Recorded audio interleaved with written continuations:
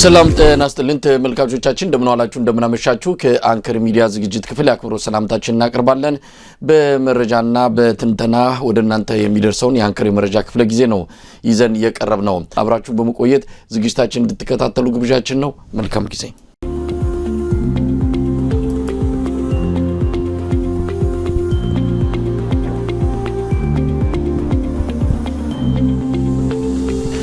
ጤና ይስጥልን ገለታው ጤና ይስጥልን መሳይ እንደምን አመሸ እንግዲህ ዛሬም ተገናኝተናል ገለታው በተለያዩ ጉዳዮች ላይ እናተኩራለን የኢትዮጵያና የቻይና ግንኙነት ኢትዮጵያን አንድ አደገኛ በሆነ የዲፕሎማሲ ቅርቃር ውስጥ ከቷታል በተለይም ለታይዋን ከወዲሁ የአብይ አህመድ አገዛዝ የያዘው አቋምን በተመለከተ የታይዋን መንግስትም እንደዚሁ ተቃውሞ አሰምቷል በምዕራባውያን ሀገራት ዘንድ የኢትዮጵያ አቋም መነጋገሪያ ሊሆን እንደሚችል ነው ዘገባዎች የሚያመለክቱት የአማራ ፋኖ ብሔራዊ ኃይል ምዕራብ አማራ ቀጠና ቴድሮስ እዝ ሰሞኑን አንድ መግለጫ አውጥቷል መግለጫው አጠቃላይ ግምገማ ሲያደርግ የነበረበት እንደዚሁም በእዙ ውስጥ ያለውን አጠቃላይ ማሻሻያና ሽግሽግ አስመልክቶ የደረሰበትን ውጤት የገለጸበት መግለጫ ነው መጪው የአጠቃላይ የፋኖ አንድነትም በቅርቡ እውን እንደሚሆን ነው በመግለጫው ላይ የተገለጸው ስለ ፋኖ ጉዳይም እንደዚሁ አንስተን አንዳንድ ሐሳቦችን የምንጋራ ይሆናል ገለታው ሌሎች ጉዳዮችንም እናነሳለን አምባሳደር ዲና ሙፍቲ የሚቀጥለውን የገና በዓል በአሰብ ወደብ ላይ እናከብራለን የሚል መግለጫ በግል የቲክቶክ አካውንታቸው መስጠታቸውንም ተከታትለናል ባለፈው ሽመልስ አብዲሳ የኢሬቻን በዓል በቀይ ባህር ላይ እናከብራለን አሁን ደግሞ ዲና ሙፍቲ የገና በዓልን አሰብ ላይ እናከብራለን የሚል መግለጫ መስጠታቸው በአገዛዙ ዘንድ አሁንም ከባህር በርና ከአሰብ ጉዳይ ጋር በተያያዘ ያለውን አቋም በግልጽ የሚያሳይ ሆኖ ነው የተወሰደው በዚህ ጉዳይ ላይም ሐሳባችንን የምናካፍል ይሆናል ገለታው እንግዲህ በቅደም ተከተል ጉዳዮቹን እንመለከታለን በመረጃ ደረጃ የምንሰጣቸው ነገሮች ካሉም እሱ እናነሳለን ከአየር መንገድ አዲሱ ፕሮጀክት ጋር የተያዘውን አጀንዳ ላስቀድም ገለታው የቢሾፍቱ አውሮፕላን ማረፊያ የመሰረተ ድንጋይ መጣል ፕሮግራም መከናወኑ ታውቋል በዚህም ላይ አብይ አህመድ ተገኝቶ የተናገረውንም ንግግር እናነሳለን የኢትዮጵያ አየር መንገድ በርግጥ ትልቅ አየር መንገድ ነው በአፍሪካ ተመራጭ በዓለምም ደረጃም ተወዳዳሪ ነውና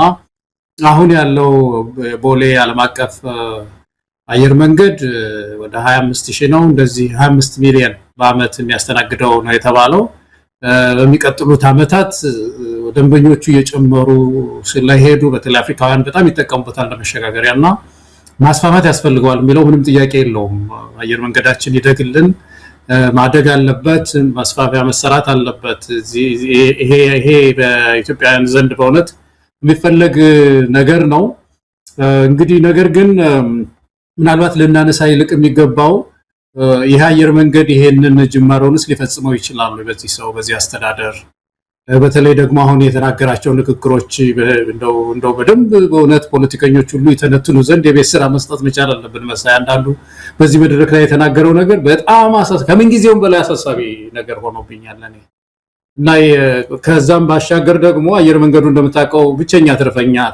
ትርፋማ ድርጅት ነው ማለት ይቻላል ኢትዮጵያ ውስጥ በተለይ ከውጪ ዶላር በማምጣት ያንን የሚሻማው ነገር ስላለ ይሄ ፕሮጀክት መራመድ ይችላል ወይ የሚለው የሚነሳ ትልቅ ጥያቄ ነው የሚመስለኝ መሳይ ከዛ ጋር ተያይዞ እንግዲህ የሚነሱ ያፈጻጸም ጥያቄዎች አሉ የገበሬ መፈናቀል ጉዳይ መነሳት አለበት በተግባር የሚታዩ አንድ ትልቅ ችግር ሊሆን የሚችለው እሱ ነው እሱንም ማስተም ብንወያይበት ጥሩ ይመስለኛል መሳይ ገለታው እንግዲህ በመረጃ ደረጃ ይሄ የአውሮፕላን ማረፊያ ቦሌ አውሮፕላን ማረፊያ በብዙ ርቀት ላይ የሚገኝ አይደለም እዛው አካባቢ ያለ ነው ለምን የቦሌ አውሮፕላን ማረፊያን የማስፋፋት ስራ አንደኛው ነው አይካሄድም የሚልም ጥያቄ ተነስቷል እንግዲህ በዛ በቢሾፍቱ የተካሄደበት ምክንያት ምንድነው በቦሌ አውሮፕላን ማረፊያ ያለው በጣም የተጣበበ ቀደም ሲል አንተ እንደገለጽከው ከሚያስተናግደው የመንገደኞች ቁጥር አንፃር መስፋፋት እንደሚያስፈልገው ምንም ጥርጥር የለውም ነገር ግን በአቅራቢያ በቅርብ ርቀት በአየር ሁኔታም አጠቃላይ በጂኦግራፊ አቀማመጥ በብዙ ነገር ምቹ ነው ተብሎ የተመረጠው የደብረ ብርሃን አካባቢ እንደነበረ ነው ከአንዳንድ የመረጃ ምንጮች የሰማነውና ያንን በመሰረዝ ነው ወደ ቢሾፍቱ የተደረገው ይሄ ምን አይነት መልእክት አለው የሚለው እንግዲህ ያው ኢትዮጵያ ውስጥ ያለው የፖለቲካ ፍጥጫ ከዚህ ከዘር ፖለቲካ ጋር የተያዘ በመሆኑ ጉዳዩ ወደዚያ ተስቦ ተወስዶ ሌላ መልክ ያዘበት ሁኔታ ምን ያለው በርግጥ የሚያስጠረጥሩ ይህንን ግምት እንዲወስዱ የተደረጉ አካላትም ዝም ብሎ ከመሬት ተነስቶ አይደለም የሚልም አስተያየት መስጠት የሚቻል ይመስለኛል። ይህንን ተከትሎ በነ ሽመልስ አብዲሳ እንደዚሁ እየተነገረ ያለ አንድ ግዙፍ ፕሮጀክት አለ። ቢሾፍቱን አዳማንና ሸገር ከተማን የሚያካልል ትልቅ የኦሮሚያ የኢኮኖሚ ኢምፓየር ለመመስረት ከፍተኛ እንቅስቃሴ እየተደረገ ነው ያለው። አንዱ ይሄም የቢሾፍቱ አውሮፕላን ማረፊያ ከዚሁ ጋር እየታየ የሚገኝ ጉዳይ ሆኗል። ሌላውን አካባቢ ሌላውን የኢትዮጵያ ክፍል እንደዚሁ አዳዲስ ፕሮጀክቶች አይታዩም። ብዙ ነገሮች ይጀምራሉ፣ የሚቆሙበት ሁኔታ ነው ያለው። በባለፈው አገዛዝም የተጀመሩት አብዛኞቹ የመሰረተ ልማት ፕሮጀክቶች መቆማቸው እንዲሁም በጀታቸው ወደ ሌላ አካባቢ የተዛወረበትን ሁኔታ እናስታውሳለን። ከዚህ አንጻር የደብረ ማርቆስ አውሮፕላን ማረፊያም ከጅምር ተቋርጦ ወደ ሌላ አካባቢ እንዲሄድ የተደረገበትን በጀቱ እንዳለ ማለት ነው ወደ ሌላ አካባቢ የሄደበትንም ሁኔታ ከዚህ ቀደም ማንሳታችን የሚታወስ ነው። አንተ ያልከውም ነገር አለ። የኦሮሞ ፌዴራሊስት ኮንግረስ ኦፌኮን ጨምሮ አንዳንድ አካላት በአርሶ አደሮችን በማፈናቀል የሚከናወን በመሆኑ ተቃውሟቸውን እያሰሙ ይገኛሉ።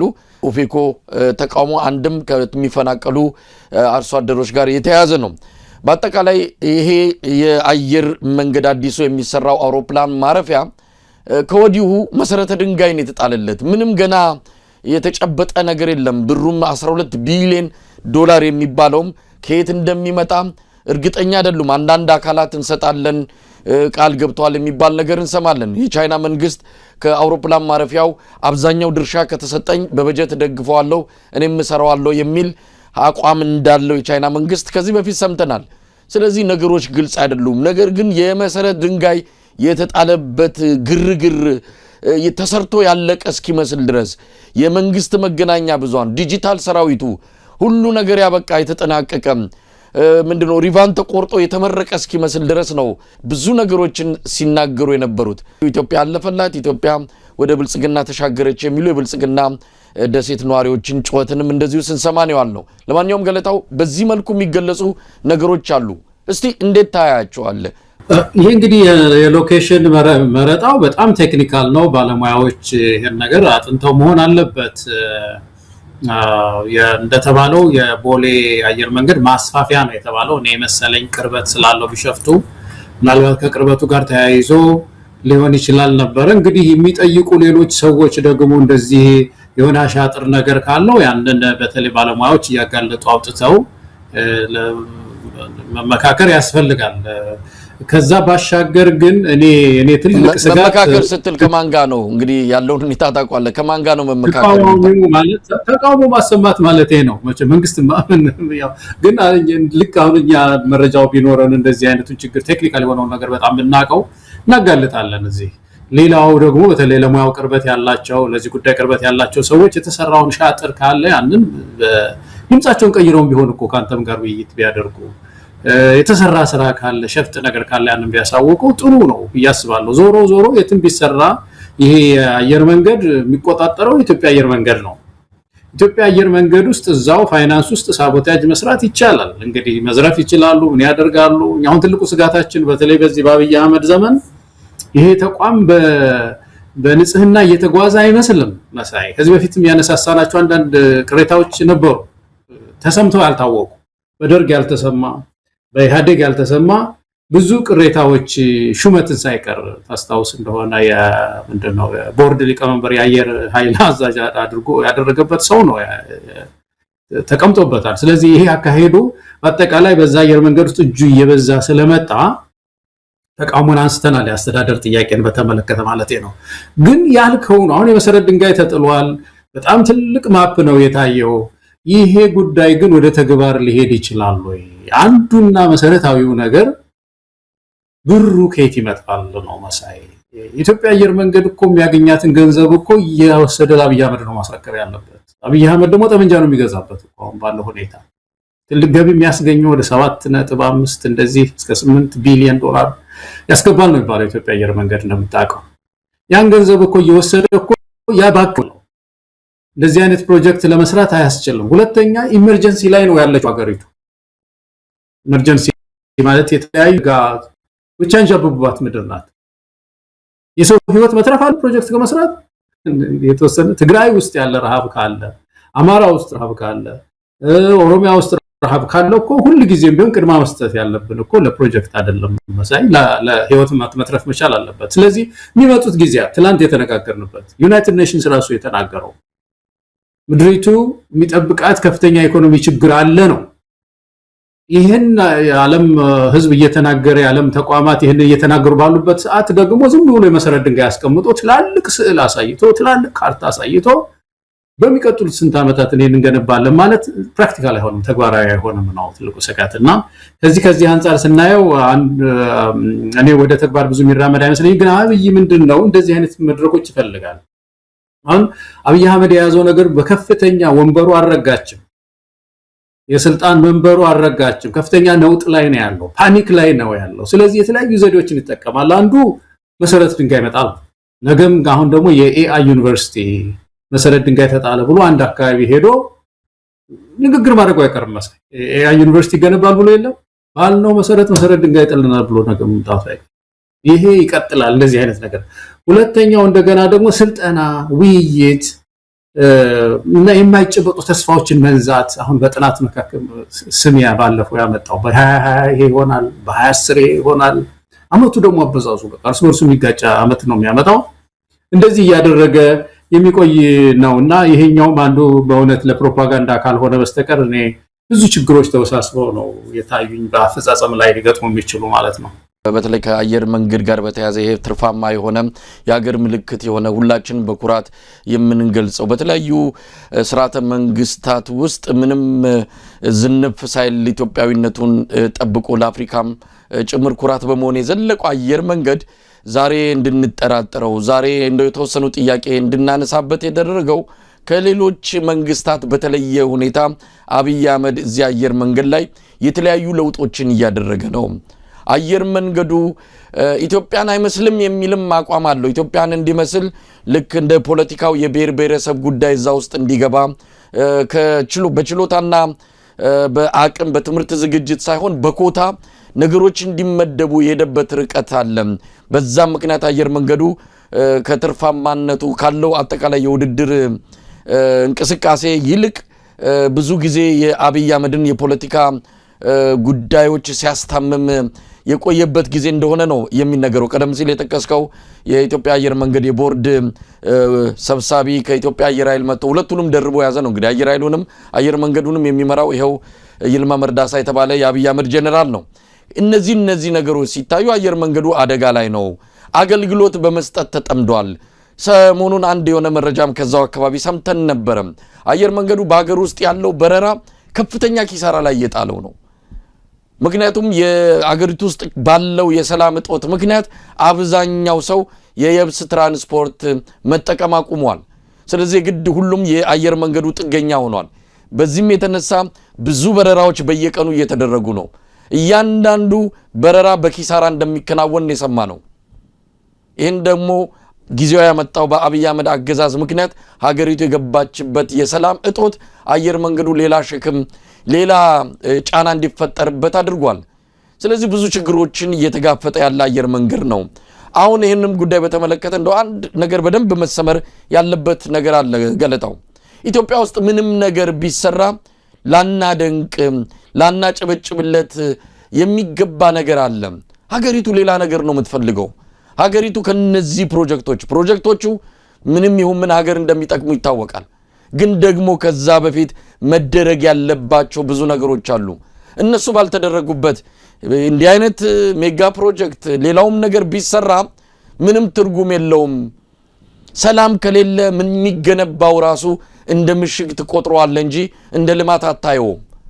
ስለዚህ የሚቀድሙ ነገሮች ስላሉ ነው አንዳንዴ እንዲህ አይነት ነገር ሲሰራ ለምን የሚሰራውን አታመሰግኑም የሚል መከራከሪያ ይመጣል።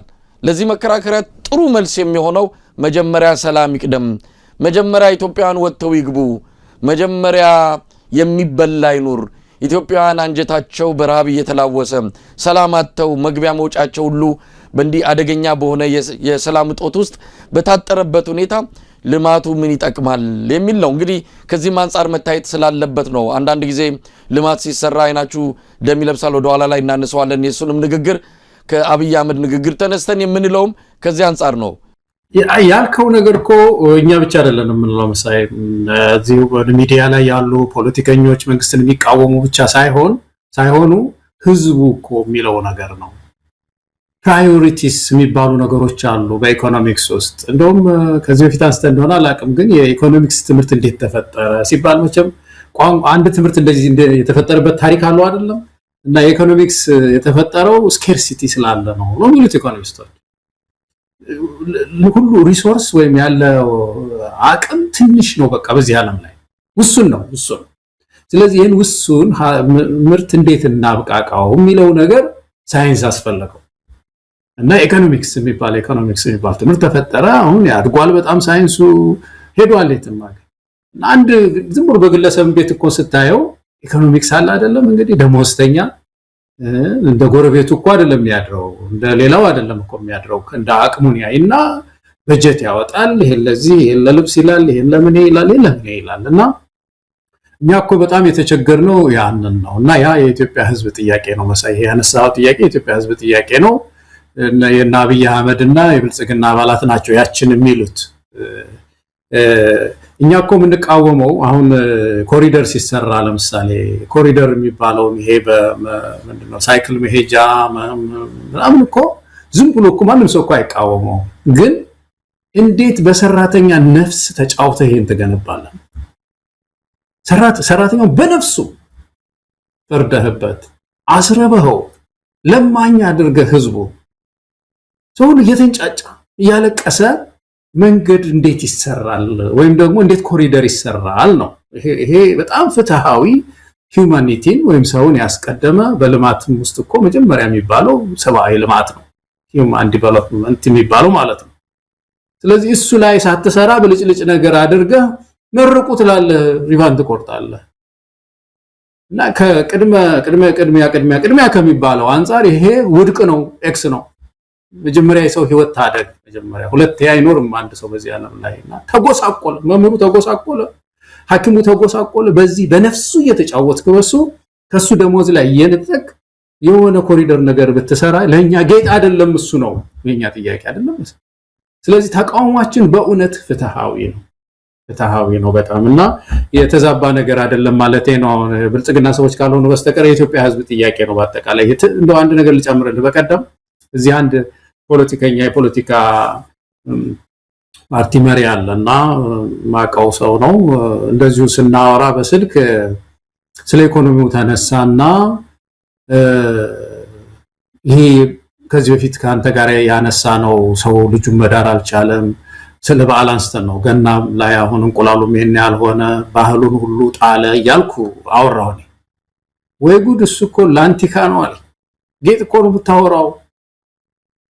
በዓል በደንብ አላከበረም፣ ልጁን አልዳረም የሚባለው ነገር እኮ ጌጥ ሆኗል። አሁን ዛሬ እኮ አለ እኔ ደንበኛ ልብስ ለብሶ ዞር ብሎ የሚለምንህ ሰው በስቷል አዲስ አበባ ውስጥ። መብላት ዝም ብሎ እንደው በዓል ማክበሩን በዓል መካደምቶ በልቶ ማደር ብርቅ የሆነበት ዘመን ላይ እኮ ነው የደረስነው አለኝ። እና ይሄ የፖለቲካ ሰው በየጊዜው የሚከታተል ሰው ነው የህዝቡን ሁኔታና እዚህ ደረጃ ላይ ደርሶ መሳይ አንድ ፕሮጀክት ተሰራ ስትለው ይሄ ህዝብ ምንድነው የሚሰማው? ያ ነው ቅድሚያ የሚሰጣቸው ነገሮች አሉ የሚለውን እንደው ደግፌ ነው ይሄን ያልኩት መሳይ። ገለታውን ቀደም ሲል የገለጽከውና በደንብ ያስቀመጥከው የኢትዮጵያን ነባራዊ ሁኔታውን ያሉበት አጠቃላይ ህዝብና መንግስት ምን ያህል ሆድና ጀርባ እንደሆኑ ምን ያህል እንደተራራቁ በብዙ ማሳያዎች መግለጽ ይቻላል። እና አብይ አህመድ መንደር ያለው ቸበርቻቻ ሌላ ነው። የኢትዮጵያ ህዝብ የገባበት መከራ ደግሞ ቃላትም የሚገልጸው አይደለም። እስቲ አንድ ከዚሁ ከገና በዓል ጋር በተያያዘ አንድ አባት የገጠመውን የተናገረውን እስቲ እንስማው። የብዙዎቹን እንደውም የሁሉንም ኢትዮጵያውያን አሁን የገቡበትን መከራና እየተጋፈጡ ያሉትን ችግር የሚያሳይ ነው ብዬ አምናለሁ። እንስማው። የከተማ ባስ ሹፌርን ማህበረሰቡ እንዴት ያውቀዋል? ካፒቴን ቢቅላ እባላለሁ። ባለፉት 6 ዓመታት የከተማ ባስ ሹፌር ሆኜ በአዲስ አበባ ከተማ እየተገለገልኩ እገኛለሁ። ምን ገጠመኝ መሰላችሁ? በዚህ በዓል በባለፉት 3-4 ዓመታት በዓልን እንደ ነገሩ ለበዓል ለቤት የሚያስፈልገውን እየገዛው አሳልፍ ነበር ከቤተሰቦቼ ጋር። በዚህኛው በዓል ደሞዜን ከ3 ቀን በፊት ተቀበልኩ። የቤት ኪራይ ከፈልኩ። ልጅ ለምትጠብቅልኝ ልጅ ለሷ ደሞዝ ወደ ከፍላታለሁ። የኮሌጅ ተማሪ ነኝ፣ ርቀት እማራለሁ። እሱን ትምህርት ቤት እንከፍላለሁ። ሱቁ ዱቤ ያለብኝን ከፈልኩ። በቃ ብር ያለቀ፣ ደሞዝ ያለቀ። ከዛ በኋላ ዛሬ ከቤት ስወጣ ለባሉ ዶሮ አገዛም ወይ ብሎ ጠየቀኝ ልጅ። ከዛ ይገዛለሁ ይዤ እመጣለሁ ብዬ ነው ከቤት የወጣሁት። ግን አካውንቴ ላይ ምንም ብር የለኝም። አሁን እኔ ማለት የፈለኩት የዶሮ የመብሉ ጉዳይ ሳይሆን ምን ያህል ኑሮ እየከበደ መምጣቱ ነው የተረዳሁትና በጣም ይከብዳል ብታዩ። አንዳንዴ ጠንክረ ሰርተ ለፍተ በአመት አንድ የሚመጣውን በዓል ከቤተሰብ ጋር በደስታ የማታሳልፍ ከሆነ በሙያው ላይ ታፍራለና አንዳንድ ብዙ ነገር ነው ተሰማኝ ዛሬ። ገለታው እንግዲህ የኢትዮጵያውያን ህይወት ይሄ ነው። በዓል በአመት አንድ እንኳን የሚመጣውን በዓል ለማክበር አልቻልንም ነው ያለው። ይሄ አባት እንግዲህ ለልጁ ዶሮ ይዞ ስለመግባቱ ገዝቶ ስለመግባቱ አልነገረንም። የሚገዛው አጥቷል፣ አካውንቴ ባዶ ነው አለ። የኢትዮጵያን ህይወት ይሄ ነው እና ሌላ ዓለም ላይ ነው ያሉት። አሁን የቢሾፍቱ አውሮፕላን ማረፊያ የመሰረተ ድንጋይ ማኖሩ አሁን ለዚህ አባት ምንድነው ትርጉሙ? እኔ አይሰራ አይደረግ አይደለም። መጀመሪያ እንዲህ አይነቱን የኢትዮጵያውያንን ሮሮ እንዲህ አይነቱን የአባቶች እናቶች ስቃይና መከራ የሚመለከትና የሚደርስላቸው እንደው በአግባቡ ምላሽ የሚሰጥላቸው አገዛዝ ወይ መንግስት መሆን አቅቶት እንደነዚህ አይነት ነገር ላይ ያተኮረበት ሁኔታ በጣም አስገራሚ ነገር ነው። የብዙ ኢትዮጵያውያን ድምጽ ነው ይሄ አባት። ብዙዎቹን የኢትዮጵያን አባት ይወክላል ብዬ ነው ያነሳሁት። ከዚህ አንፃር መታየት ስላለበት ነው። ምናልባት አስተያየት መስጠት ከቻልክ። አዎ በጣም ያሳዝናል እኮ በጣም የኢትዮጵያን ህይወት ይሄ ነው። የሰዎችን ባሲያይ ምናልባት ወደ ኋላ እንመጣበት ይሆናል። የሚወረወረውን ድንጋይ የሆነ ነገር እናደርገዋለን። እንባውን ደግሞ እንደሚያደርገው አላውቅም። እንግዲህ እዛ የሆነ ነገር እንሰራበታለን ነው የሚልህ መሳይ። ድምጽ የሚሰማ አይደለም። ተቃውሞዎች ሸብረክ የሚል አይደለም። መንግስት እኮ አጠፍ ይላል እኮ። ችግሮች አልቅ ሲገፉት እንባ ሲገፋው የህብረተሰብ ሮሮ ኑሮ ሲከብድ እኮ የተለያዩ ፖሊሲዎች መቅረጽ የፖለቲካ መፍትሄ ለማምጣት ወደዛ ነው መረባረብ ያለበት ነበረውና በጣም አሳዘነኝ። ይሄ ሰው የብዙዎችን ህይወት የሚወክለው ይሄ ነው። የኛም ችግር ይሄ ነው መሳይ። የዚህ ህዝብ ኑሮ ነው በጣም በየጊዜው የሚገፋል በእውነት። ገለታው እንግዲህ አንዳንድ ነገሮችን ከዚህ ከአዲሱ የቢሾፍቱ አውሮፕላን ማረፊያ የመሰረተ ድንጋይ ማኖር ጋር ተያይዘው የተነሱ አጀንዳዎች ቀደም ሲል በመነሻ የጠቀስኩት ያው አንተም እንዳልከው በማስረጃ ተደግፎ መምጣት ያለበት እንዲህ አይነቱ ነገር ተደርጎ ከሆነ እውነት ከደብረ ብርሃን ላይ እድሉ ተነጥቆ ከሆነ እዛ የተሰራው ከደብረ ማርቆስ ላይ ተነጥቆ ደግሞ ሌላ አካባቢ ተሰርቶም ከሆነ እንዲህ አይነቱ ነገሮች ካሉ በደንብ መጋለጥ ያለበት ጉዳይ ነው። ይሄ የዘር ፖለቲካ ትምህርት ውስጥም ገብቶ ፈተና መሰራረቁ በውጤትም ያልገባበት የለምና እንደ ኢትዮጵያዊ የሚያሳፍር ዘመን ላይ ያለ ነው። ይሄን ደግሞ አብይ አህመድ ይፈልጉታል። በስልጣን ላይ የሚቆዩት እንዲህ አይነቱ ነገር በደንብ ስር ይዞ ሲቀጥል ነው እንጂ በሐሳብ በእውቀትና በችሎታ የሚመራ መንግስት ቢሆን ኖሮ አንድም ቀን የሚቆዩ አይደሉም አቅሙ ስለሌላቸው። ለማንኛውም አብይ አህመድ መሰረተ ድንጋይ የማኖር ስነ ስርዓት ላይ ተገኝቶ የተናገረውን እና አዳምጥና ደግሞ እስቲ አስተያየት እንሰጥበታለን። ይሄ ሰውዬ ማይክ በጨበጠ ቁጥር መቼም አዳዲስ ነገሮችን ነው የሚያሰማንና ዛሬ ደግሞ እንደዚህ ብሏል። በተለየ ሃይዌይ ስለምንጓዝ ፈተና አልቦ ነው ማለት ግን አይደለም። እያንዳንዱ ፈተና ለህልማችን፣ ለጅማሬያችን፣ ለስራችን የሚያጸናን፣ የሚያስተምረን፣ የሚያነቃን፣ የሚያተጋን ይሆናል። ፈተና አልቦ ጉዞ ለፈጠራ ለትጋት እንቅፋት ነው። እያንዳንዱን ፈተና በቅጥ ተገንዝቦ ወደ እድል መቀየር የሚያስችል አውድ ከፈጠርን ግን የምንጎዳበት ሳይሆን የምንሻገርበት ይሆናል። እያንዳንዱ የሚወረወሩብን ድንጋዮች፣ ተግዳሮቶች ለግንባታ እንደሚውል ብሎኬት እንጠቀምባቸዋለን። እያንዳንዱ ጦር እያንዳንዱ ፍላጻ እንደ አርማታ እንጠቀምበታለን። እያንዳንዱን ስድብ፣ እያንዳንዱን የቅናት ጩኸት እንደ ማንቂያ ደውል እንጠቀምበታለን። ገለታው እንግዲህ የቃላት ኳኳታ ምንም የረባ ነገር አልሰማንም። የረባ ነገር ሲባል ጠላቶች እያለ የሚገልጸው እነማንን ነው? በነገራችን ላይ እንግዲህ እሱ ይህንን የሚሰራቸውን ስራዎች የሚቃወመው የኢትዮጵያ ህዝብ ነው። የኢትዮጵያን ህዝብ ነው ጠላቶች የሚለው በብዙ መልኩ ነው። እንግዲህ ከሱ በተቃራኒ ያሉ ሰዎችን የገለጸበት መንገድ እንዲህ አይነት ፍረጃ፣ እንዲህ አይነት የቃላት አጠቃቀም፣ በአጠቃላይ ሰውየው የሚነሱበትን ትችቶች የሚያይበት መነጽር እጅግ አስገራሚ አስደማሚ ነው። ምንም የተለየ ነገር አልሰማንም። ዛሬም ቃላት ተደርድረው ዝም ብለው ሲጮሁ ነው ያሉት። ዛሬም ያ በጣም ብዙ መቼም ህጸጽ ነው የምታወጣው ከአብይ አህመድ ንግግር እያንዳንዱ መስመር በአጠቃላይ ደግሞ ነው ጠቅለል አድርገህም ስታየው ማአት ኤክስ ነው የምታገኘው። መሳይ እንደው በጣም ያሳዝነኛል። በዚህ በጣም አንድ ሀገር የሚመራ ሰው የመጀመሪያው ነገር አሁን በእንደዚህ አይነት መድረክ ላይ ይሄ ይወራል። ፖለቲካ ጥላቻ ምናምን እንዲህ አይነት የጋራ ፕሮጀክት በሆነ ኢትዮጵያ አየር መንገድን ለማስመረቅ ሄደ። ኢትዮጵያ አየር መንገድ አንድ ማስፋፊያ ፕሮጀክት ሰራ ተባለ። እንግዲህ ባለፉት 80 ዓመታት ስትደክሙ ቆይታችሁ ይሄንን ላደረጋችሁ የአየር መንገዱ ሰራተኞች ከፍ ያለ ምስጋና አቀርባለሁ፣ በርቱ፣ መንግስት ከጎናችሁ ነው ብሎ መሄድ አይበቃም። እሱ ይህችን መድረክ ይፈልጋታል ነው። እንደዚህ አይነት መድረኮች የትኛውን ቦታ ሲጠራ መንቆር ነው የሚባለው። የሚነቁራቸው አሉ። በጣም ጥላቻ ውስጡ አለ። የፖለቲካ የሚቃወመው ሰው አሁን በተለይ እሱ ሊደብቅ የፈለገውን ነገር የሚገልጡበትን ሚዲያውን ጠልቶታል። አንከር ሚዲያንም ጨምሮ ስለሚያይ ማለት ነው።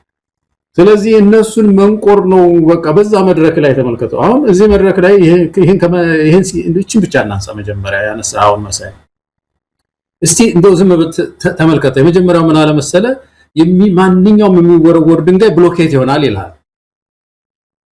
እያንዳንዱ ጦር የሚወረወር ጦር ለአርማታ ይውላል አለ።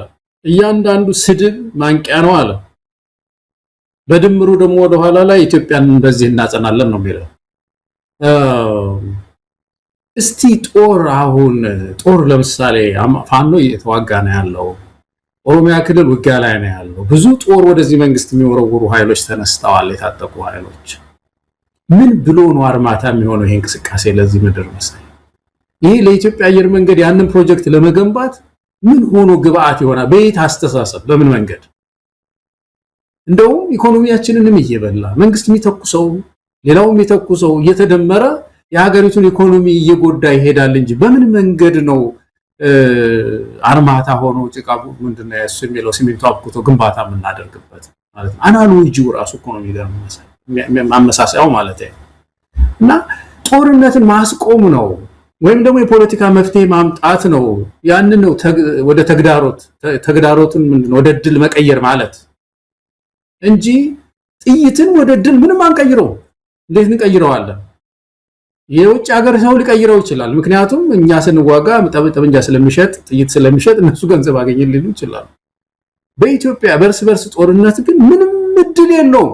ጦርነት ሁልጊዜም ጉዳት ነው ያለው። በኢኮኖሚ እየጎዳን ያለው ፕሮጀክት ያስጀምረን።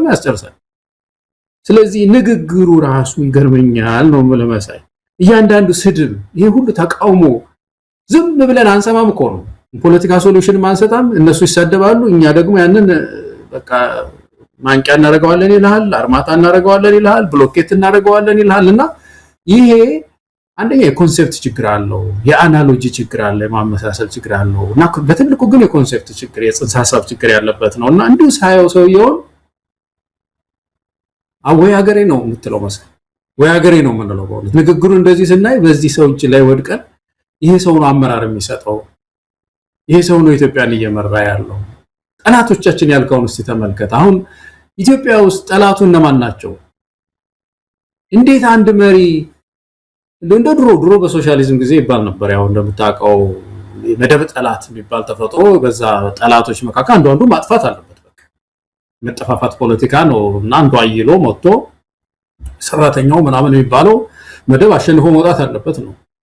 ያ ዘመን አልፎ አሁን ዓለም የወዳጅነት ጨዋታ የወዳጅነት ፖለቲካ የመድበለ ፓርቲ ስርዓት ማለት ነው በተጀመረበት ጊዜ እሱ ወይ በየመድረኩ ላይ ነው ይሄን የምትሰራው ጠላቶቻችን ነው የሚለውና ወንድሞቹን እህቶቹን ኢትዮጵያውያንን ነው ይሄን የሚለው መሰለ ስለተቃወሙት እግሩን ስለያዙት የሆነ ነገር ሲሰራ ልክ አይደለም የተራበን ሰው ቅድም ያልከው ነገር እኮ ነው ኮሪደር ስትሰራ በሰው ነፍስ ተጫውተህ ለምንድን ነው ኮሪደር የምትሰራው በሰው ነፍስ ማስተማሪ ነፍስ እየተጫወከ አምፖል ለምንድን ነው የምታንጠለጥለው መጀመሪያ ይሄንን የባስ ሹፌር እንደው ትንሽ ደግሞ መጀመሪያ የሚሉ ሰዎች ጠላቶቻችን ነው እና እኔ ይሄንን ንግግሩን ሳይመሳይ በጣም ነው ያዘንኩት እንደው አንተ ቀጠለና ደግሞ ሌሎችም አሉ ምን እናነሳቸው ይመስለኛል ገለታው እንግዲህ ቀደም ሲል እንዳልከው ነው ይሄ ሰው በየጊዜው በሚያመጣቸው ንግግሮች እኛም ያን ንግግር እየተከተልን አስተያየት ትችት ማቅረብ በራሱ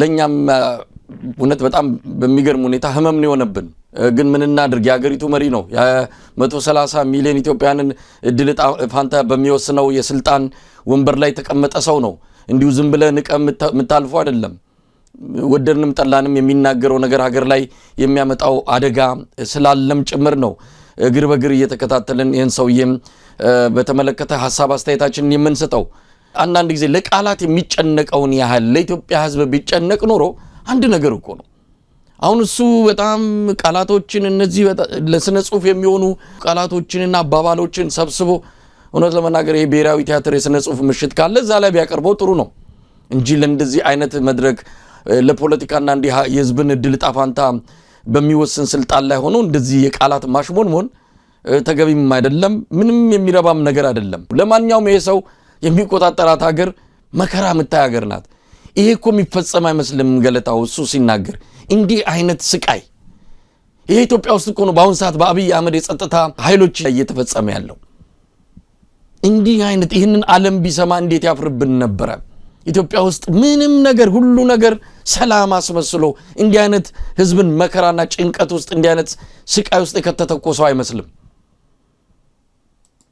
በአዲስ አበባ በርካታ ወጣቶች ታስረዋል እነ ገነትን እናስታውሳለን እዛ አዲስ አበባ ላይ በተለያዩ የፖለቲካ እንቅስቃሴዎች ውስጥ ሲሳተፉ የነበሩ ዛሬ የት እንዳሉ አይታወቅም ቤተሰብ ስጋት ላይ ነው ያለው በሁሉም እስር ቤቶች ውስጥ ፈልገው ወደ 70 የሚጠጉ የአዲስ አበባ ልጆች አሉ የተባለ እስር ቤቶች ውስጥ ተፈልገው የሉም ለህይወታቸው ሰግተዋል አብይ አህመድ እርምጃ ወስዶባቸዋል የሚል ፍርሃት ነው ቤተሰቡን እየናጠ ያለው እንዲህ አይነት የኢትዮጵያውያን ሰቀቀን የሆነ ሰው ዛሬ ለዛውም የመሰረተ ድንጋይ ለተቀመጠ የአውሮፕላን ማረፊያ ስራ አጨብጭቡልኝ አሸብሽቡልኝ አይነት ነገር በዚህ ላይ እንዲህ አይነት ንግግር ያደረገ እውነት ያሳፍራል ብልጽግናዎች ሊያፍሩ ይገባል የተመረቀ እስኪመስል ድረስ የእንኳን ደሳለን መልእክቱን እኮ ከዚህ ወዲያ ሲወራወሩ ነው ያሉት የብልጽግና መንደር ሰዎች ገና እኮ የመሰረተ ድንጋይ ነው የተጣለው በነገራችን ላይ 19 ትልልቅ ፕሮጀክቶች በዚህ ከአውሮፕላን ማረፊያ ጋር በተያያዘ በዓለም ዙሪያ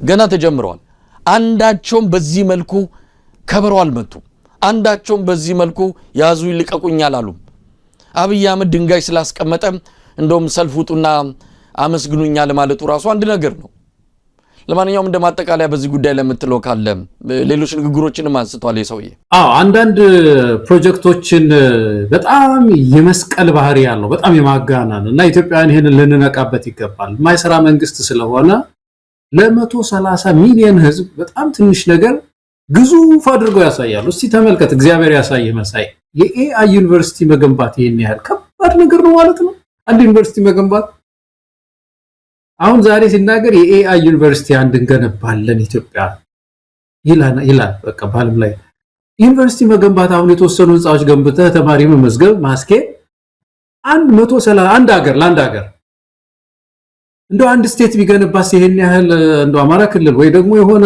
ዞን በለው ሰሜን ሸዋ ደብረ ብርሃን አካባቢ ሊገነባ ይችላል እኮ አንድ ዩኒቨርሲቲ እኮ ነው 800 ዩኒቨርሲቲ እኮ አይደለም የሚገነባው እንዴት ነው የሚያሳንሰን እነዚህ ጥቂት ነገር በጣም አጉልቶ የማሳየት ነገር ከዚህ በፊትም አንስተናል እኛ የዚህ የአባይ ግድብ ነው ኩራታችን ነው ምንም ጥያቄ የለውም ግን መስቀል እኮ ጥሩ አይደለም መስቀል የሚቀጥለውም ትውልድ እኮ ሌላ ነገር እንዳያስብ ራዕይ እንዳያስብ ተመልከቱ አሁን ባለፈው አንዴ ሳጠና ይሄ ኢትዮጵያ ምንድነው የአባይ ግድብ የቻይናው ጎርጅስ ዳም ነው የሚባለው እሱን ሳይ 22500 ሜጋዋት ነው የሚያመርተው የኛ እኮ 5000 ናት አባይ ግድብ የሚያመርተው 5000 ነው ወደ ብራዚል ብትሄድ 14000 ነው የሚያመርተው በጣም ብዙ ሀገሮች 7000 9000 11000 ምናምን ነው የሚያመርቱት እና ይሄን ያህል ሰቀል ነው ማለትስ ጥሩ ነው ወይ ለራሳችንስ ማለት ኢኮኖሚ የሚቀጥለውም ትውልድ የተሻለ ነገር እንዲሰራ ማነሳሳት ነው እንጂ አንድ የመጨረሻ ጥግ ተሰርቷል የሚለው ራሱ ፕሮፓጋንዳው ልክ አይደለምና በአጠቃላይ እንደው የዚህን ሰው አድራጎቶችን ሁሉ እየመረመሩ እያጠኑ ማቅለል ይገባናል ኢትዮጵያውያን እንግዲህ ገለታው ብዙ ሰዓት ፈጀንበት በዚህ ጉዳይ ላይ ወደ ሌላው ርዕሰ ጉዳይ እንሻገራለን የኢትዮጵያና የቻይናን ጉዳይ የተመለከተ ነው ሰሞኑን የቻይና የውጭ ጉዳይ ሚኒስትር በተለያዩ የአፍሪካ ሀገራት ጉብኝት አድርገው ወደ ሀገራቸው ተመልሰዋል ኢትዮጵያ በቆዩበት ጊዜ ከአብይ አህመድ ጋር ተገናኝተው ያነሱት ነገር ታይዋንን አስቆጥቷል እንደዚሁም በምዕራባውያን መንግስታት ዘንድ ነገሩን በደንብ አይናቸውን ከፍቶ ስለ አብይ አህመድ እንቅስቃሴ እንዲያጤኑ ነው ያደረጋቸው ታይዋንን በተመለከተ አብይ አህመድ ትልቅ ጉዳይ ነው ያነሳው ቻይና በሰጠችው ነገር ቢኖር በዚህ በባህር በር ጉዳይ ላይ የኢትዮጵያ ድጋፍ እንደምታደርግ ገለጸች ነው ይሄ ለአብይ አህመድ በምላሹ ታይዋንን ጉዳይ በተመለከተ ዓለም የያዘው አቋም አለ በጣም ስስ የሆነ ጉዳይ ነው ከዲፕሎማሲ አንፃር ሀገራት ይህንን ጉዳይ በጥንቃቄ ነው የሚመለከቱት አብይ አህመድ ታይዋን የምትባል ሀገር የቻይና እንጂ ብቸኛ ወይም ደግሞ ነፃነት ያላት ሀገር አይደለችም የሚል በይፋ ማረጋገጫ ሰጥቷል ለቻይና የሉካን ቡድን ምን ማለት ነው በጣም ብዙ ዋጋ እየከፈልን ነው በዚህ ሰውዬ ምክንያት ከብዙ ሀገራት ጋር የሚያራርቅ ከፍተኛ የሆነ ዲፕሎማሲያዊ ነጥብ የጣልንባቸውን ጉዳዮች በድፍረት በደመነፍስ እየገባበት ነውና እንዴት አየው ገለታው በጣም አሳሳቢ ነው መሳይ አሁን ታይዋን ላይ የዓለም ሀገሮች እንደምታውቀው ሶስት አይነት አቋም ይዘዋል አንዳንዶቹ በጣም ጥቂት ሀገራት 10 የማይሞሉ እነ ሄቲ ማናት ደግሞ ማናት እቺ ጓተማላ እና ፓራጓይ ምናምን የመሳሰሉት እውቅና ሰጥተው እንደ መንግስት ነው ኮሙኒኬት የሚያደርጓት ግን በጣም ብዙ ሀገሮች ያው የቻይናን ምንድነው ሉዓላዊነት እናከብራለን ነው የሚሉት ያልወሰኑ ሀገራት ሶስተኛው ግሩፕ ያልወሰነ ሀገር ነው ዩናይትድ ስቴትስ በነገራችን ላይ አሜሪካ በግልጽ ኦፊሻሊ ታይዋንን እንትን አልደገፈችም ዝም ነው ያለችው ማለት በቃ ዝም ብላ እየጠበቀች ነው ያለችው ትልልቅ ሀገሮች እና አውስትራሊያ እና ካናዳ ሁሉ ጸጥ ብለው ነው ያዩ ያሉት እየተከታተሉ ያሉ ከታይዋንም ጋር ይገናኛሉ ከቻይናም ጋር ይገናኛሉ የትልልቅ ሀገር ናቸው እና ኢትዮጵያ አሁን በዚህ ጊዜ በታይዋን እና በቻይና መካከል የሚኖራት አቋም ምንድነው ነው ትልቁ ጥያቄ መሳያው ዘላ ሄዳዛ እኔ የቻይና ሉዓላዊነት ነው ማከብረው የሚያስብል አቋም አሁን ያስፈልጋሉ ያ ለኢትዮጵያ ይጠቅማታል ከኢትዮጵያ ብሔራዊ ጥቅም አንፃር በብዙ መንገድ መታየት ያለበት መሳይ አሁን በቅርቡ ኤምኦዩ ፈርማ ከሶማሌላንድ ጋራ ሶማሌላንድ ሀገር ተሆን ብዙ ደብዳቤ ያገኘች ሀገር ናት ኢትዮጵያ ብዙ ተቃውሞ የገጠማት ሀገር ሆናለች በዚህ ከተመታን በኋላ እንደገና ወደዚህ የሚሄዱ ደግሞ በዓለም ሀገራት ላይ የሚፈጥርብን ኢሜጅ ምንድነው የሆነ ደብል ስታንዳርድ ያላት ሀገር ዝም ብላ አቋም የሌላት ሀገር ሶማሌ ላይ እንደዚህ ያለች ጋዜጠኞች እኮ ይተነትናሉ እኮ የሌላ ሀገር ጋዜጠኞች ያሉ ይሄንን ይከታተላሉ ዓለም አቀፍ ፖለቲካ አጥኚዎች ይከታተሉናል ኢትዮጵያን የዲፕሎማሲ ሳይንስ ሪሰርች የሚሰሩ ሰዎች ይከታተሉናል እና ኢትዮጵያ ባለፈው እንደዚህ ያለች ሶማሌላንድ ላይ እዚህ ደግሞ እንዲህ ያለች የሚባለው ነገር አቋም የሌላት የሚዋዥቅ አቋም ያላት አስመስሎ አሳንሶ ሀገራችንን ያቀርባል ዓለም ላይ እዚህ ስተትፈጽሙ ያ ቀለም ሳይደርቅ እዛ ጋር ደግሞ ሌላ ነገር ያለ ስለዚህ ይሄ በዓለም አቀፍ ዲፕሎማሲ ታሪካችን ላይ እንደገና ሌላ ችግር ደግሞ በ15 ቀኑ ነው መቼም ይሄ ሰው ችግር ይዞ የሚመጣው ይሄንን ችግር አምጥቶብናልና ታይዋን ተቆጥታለች የነዚህ ውስጥ ለውስጥ ደግሞ የታይዋንን የሚደግፉ አሜሪካንን ጨምሮ ማለት ነው ኦፊሻሊ ባይደግ ሀገርንሽ ባይሏትም እንደ ካናዳ እና ጃፓን ምናምን ብዙ ሀገሮች ናቸው ታላላቅ ሀገሮች የሚደግፏትና ከነሱም ጋራ እንደዚህ የጎሪጥ መታየት ሊሆንብን ነው የሚችለውና በጣም ጥበብ የጎደለው ነው እኔ አንዱ ይሄን ሁለተኛ እንዲህ አይነት ውሳኔ በማን ነው የሚወሰነው መሳይ የከባድ ውሳኔ ይመስለኛል አይደለም በመቼም በሀገር አንድን ሀገር እውቅና ለመስጠት ላለመስጠትም በኢትዮጵያ ውስጥ የትኛው አስኳል ቡድን ነው የሚወስነው? ፓርላማ ነው? አስፈጻሚው ነው የሚወስነው? መንግስት ነው የሚወስነው? የሚለው ነገር እኮ ትልቅ ጥያቄ እኮ ነው። ሰውየው ዝም ብሎ ሲጨባበጥም እኮ ተናግሮ ሊሆን ይችላል። አብይ አህመድ ሞቃርቆ ከጨበጠው የቻይናው መሪ እኛ ይሄን ነው የምንደግፈው ብሎም ሊሆን ይችላል እኮ እንደዛ።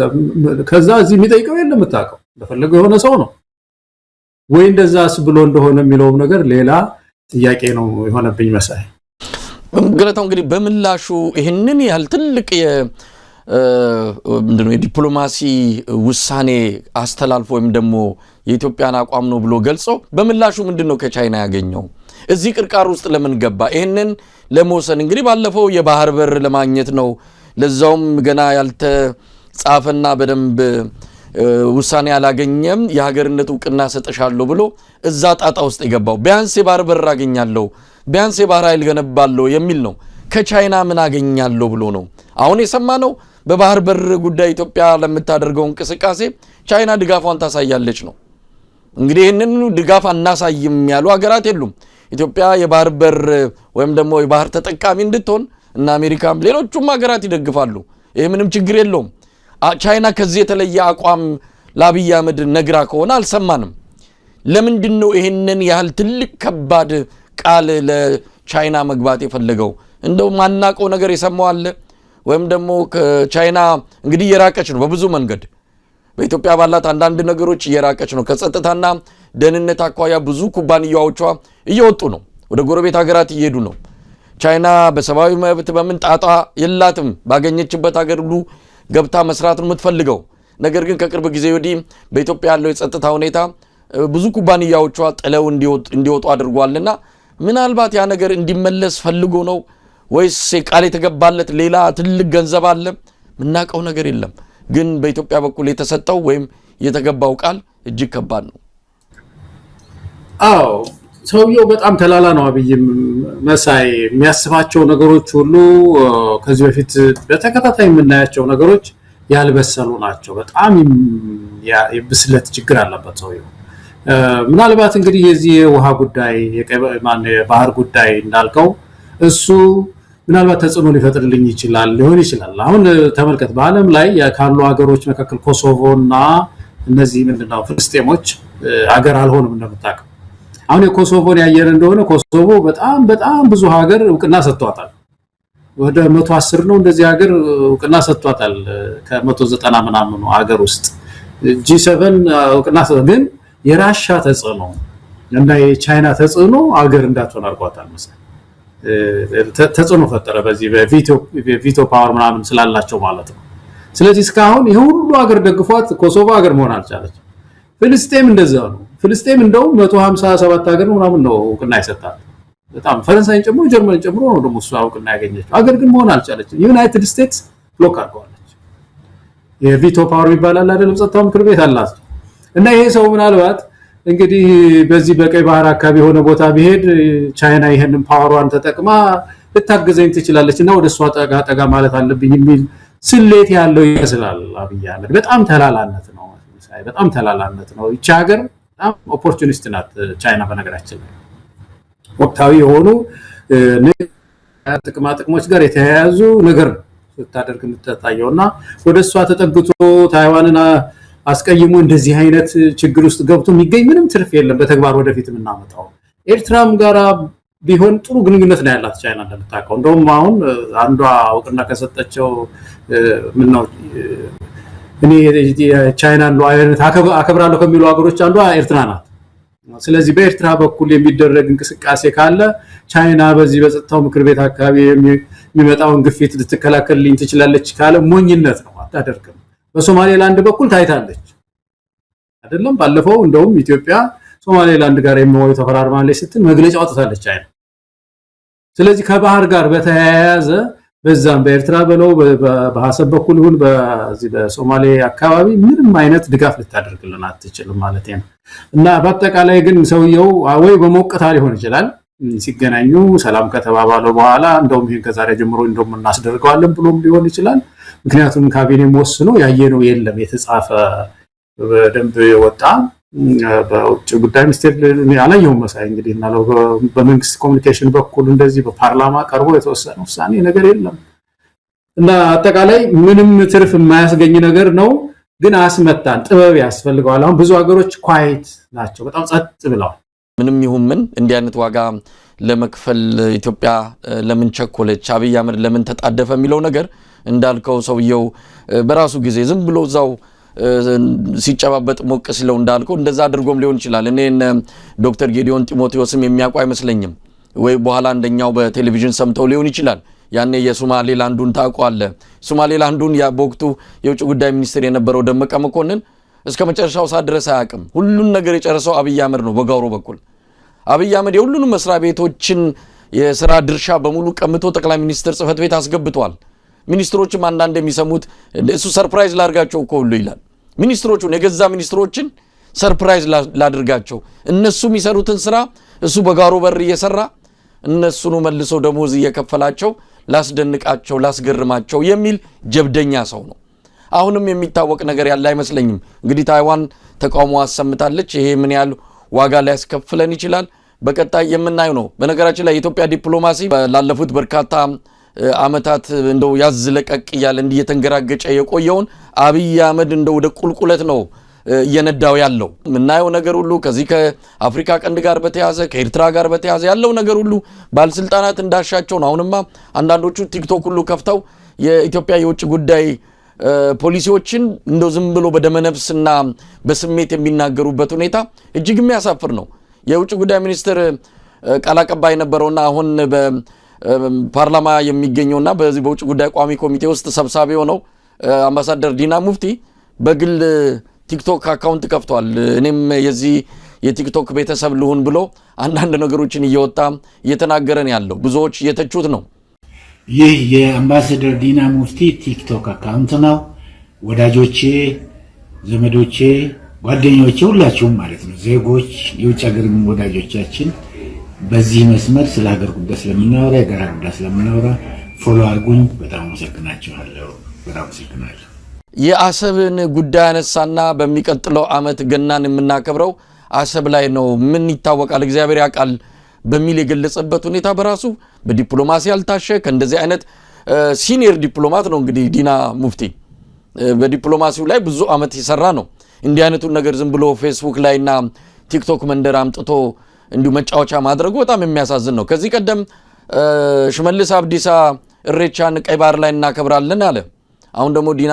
ሙፍቲ በሚቀጥለው አመት ገናን አሰብ ላይ እናከብራለን አለ ሰዎቹ ምን ነካቸው ለበዓል እንግዲህ ፋሲካን ደግሞ ይልናከብር ነው ምጽዋ ይሄን በዓል ይሄን እንደሆነ ልንፈልጋለን የሚቀጥለውን በዓል ደግሞ ምናልባት እንደ ብሔራዊ ጉዳይ አሁን እየጠየቅነው ካለነው ብሔራዊ ጉዳይ ከባህር በር ጋር አያይዘን ሁኖስ ለዛ ባህር በሩ ላይ ኮና ከብር ይሆን ታሪካዊ ባህር በራችን ላይ ማለት ነው ሁኖስ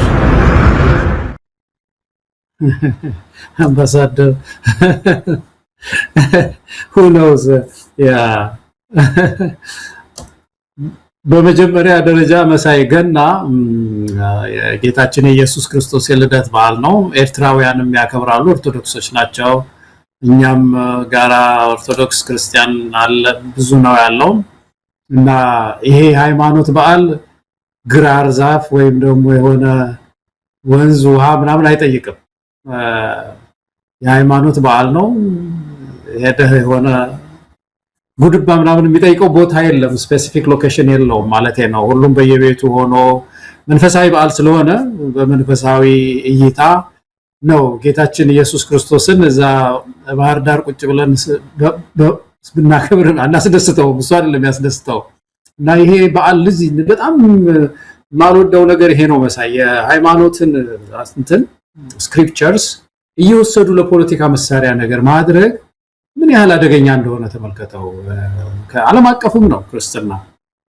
እና ዝም ብሎ ሰው ባህር ጋርም ሄደ ነገ ባህር አገኝታ ፓርቲ እናርጋ ይባል በገና በዓል ማለት ነው በዓሉ መንፈሳዊ ተክለ ሰውነቱ እንደዛ ስላልሆነ ማለት ነው ለምን አገናኝተው እንደሚሉት ሌላ ፓርቲ እናደርጋለን ቢሉ እኮ ችግር የለውም ሄደን እንጨፍራለን ወዘተርፈ ማለት ነው እንደው የሆነች ፖለቲካ ትርፍ ለማግኘት ይሄን ሃይማኖታችንን ይሄን ካልቸራችንን ይሄን ስክሪፕቸርስ ይወሰዳ አብይ የሚያደርገውን አይተናል ባለፈውና ተገቢ ያልሆነ ትንታኔ ነው እንዳልከው በተለይ በውጭ ጉዳይ ይሄን ሃይማኖትን ክርስትናን ተጠቅሞ ወደ ላይ ለመነካካት መሞከር ተገቢ አይደለም በዲፕሎማሲ መንገድ ተነጋግረን ይሄ ችግር ተፈቶ ኢትዮጵያ የባህር በር ባለቤት የምትሆንበት ጊዜ መምጣቱ አይቀርም እኮ ምን ጥያቄ ያለው ሰው ይፈታል ይሄ ነገር ስለ ድህረ አብይ ስለ ድህረ ኢሳያስ ምን ስናስብ እርግጥ ይሄ ነገር ይፈታል አይደለም መሳይ ግን እንደዚህ አይነቱ አገላለጽ ግን በተለይ ከበዓል ጋር ያገናኙ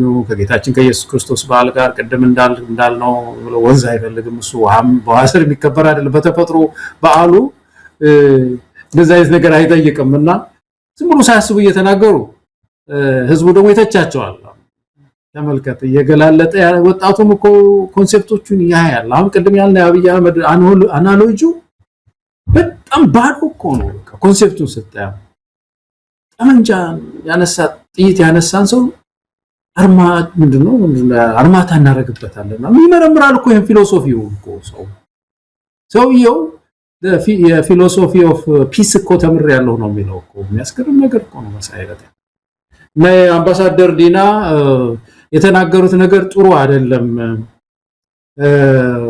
አንድ ዲፕሎማት በተለይ ሃይማኖትን ደግሞ መሳሪያ ያደረገ ለፖለቲካ ትርፍ ማዋል ጥሩ አይደለም በልልኝ መሰለኝ ወዳደር ያለው ከሳቆ ነገር አምባሳደር ዲና ሙፍቲ እንግዲህ ቲክቶክ ላይ ወጥቷል ሐሳብን በመግለጽ ረገድ እንዲደፍሩ መምጣቱ ጥሩ ነው ግን እንደ መንግስት ባለስልጣን እንደ አንድ ኃላፊነት እንደሚሰማው የመንግስት ከፍተኛ የስልጣን ወንበር እንደያዘ ሰው ግን ምኑንም ይያዙ ቲክቶክ ላይና ዝም ብሎ እንዲያነ መድረክ ላይ ማሰራጨት ተገቢ አይደለም ግምት ላይ ነው የሚጥለው በእርግጥ አገዛዙ የሰበሰባቸው ሰዎች ከዚህ በላይም ሊያስቡ የሚችሉ አይደሉም የኢትዮጵያን የውጭ ጉዳይ ፖሊሲ በየሻይ ቤቱና በየምናምንቴው እየተናገርክ እየለፈለፍክ እንታስፈጽመው አይደለም አሁን አብይ አህመድ የተያዘው እንደዚህ ነው ጀነራሎች ይወጡና ባገኙት አጋጣሚ ዘራፍ ነው የሚሉት ባገኙት አጋጣሚ በነገራችን ላይ ባለፈው የኤርትራ ያለችበትን ካርታ ሙሉን ይዞ የታየው ሹማ አብደታ ሌተናል ጀነራል ሹማ አብደታ ያንን በተመለከተ መግለጫ ሰጥተዋል በስህተት የወጣ ፎቶ ስለሆነ ፎቶውን ከዌብሳይታችን ላይ አንስተናል ብለዋል መከላከያ ሚኒስቴር እንደዛ ማለቱን ሰምቻለሁ እንግዲህ ይሄ ሰውዬ ምን ከዛ ላይ ማንሳቱ አይደለም ሐሳቡ ውስጣቸው አለ ሜጀር ጀነራል ተሾመ ገመቹ እኮ የተናገረው የኢትዮጵያ ህዝብ ተዘጋጅ እኮ ነው የባህር በራችንን ልናስመልስ ጨርሰናልና ተዘጋጅ የሚል ጥሪ ነው ያደረገው ይሄ በህዝብ ተወካዮች ምክር ቤት ተወስኖ ነው መንግስት በዚህ ጉዳይ ላይ ግልጽ የሆነውን አቋም አሳውቆ ነው ተዘጋጅ ለምንድን ነው የሚዘጋጀው ኢትዮጵያ ህዝብ ሊዋጋ ነው እና በጣም አስቸጋሪ ነገር ነው ምን ማለት እንዳለባቸው እንደሌለባቸው እንኳን የሚያውቁ ሰዎች አይደሉም ገለታውና በጣም ያሳፍራል ሀገር ወክለው ስላሉ ነው ምናፍርባቸው አዎ መተቸትም አለባቸው በጣም እንደዚህ እኮ ዝም ብሎ ማንኛውም ሰው ሊተቸው የሚችላቸው ሰዎች መሆን የለባቸውም እኮ በአቅም ግንባታ እኮ የተሻሉ መሆን አለባቸው መሳይ እንዴ የሚያስተዳድረን ሰው ትንሽ የተሻለ ሰው መሆን አለበት በቀላሉ በዚህ ደረጃ የሚተቹ መሆን የለባቸውም ይሄ እኮ ነው በጣም የሚያሳዝነኝ ነገር ነው በዚህ ደረጃ እና የባህር በር ጉዳያችን ራሱ ዝም ብሎ መነካካት ያስፈልገውም እኮ ተቋም እንደው ቢያንስ የባህር በር ባለፈው የነገርኩ ሳውዝ ኮሪያ ውስጥ የዩኒፊኬሽን ሚኒስትሪ ይባላል የሳውዝ ኮሪያ እና የኖርዝ ኮሪያን የሚያዋህድ ማለት ነው ያ ሚኒስቴር መስሪያ ቤት ስራ ይሰራል ቁጭ ብሎ እስካሁን ጥናት ያጠና ነው ጊዜው ሊረዝም ይችላል ግን አንድ ቀን ሊሆን ይችላል ብለው ጥናት ሲያጠኑ ነው እንጂ የምታያቸው ሌላ የሚፎክረው ሌላ በኩል ትልል ይችላል ግን ተቋም መስርተው ጥናቶችን ያጠናሉና እዚህም የባህር በር ጋር የተገናኘ አንድ ኮሚሽን ነገር ፈጥሮ ጥናት ማጥናት የዲፕሎማሲ ስራ መስራት እንጂ ወታደር ቤት ሄዶ ማስጠንቀቂያ ካቲዘራፍ ይሄ ማፕ ያሳዩንት ማለት በዓሉን እናንተ ጋር መተን ነው የሚቀጥለው አመት እናከብረው ማለት ምናምን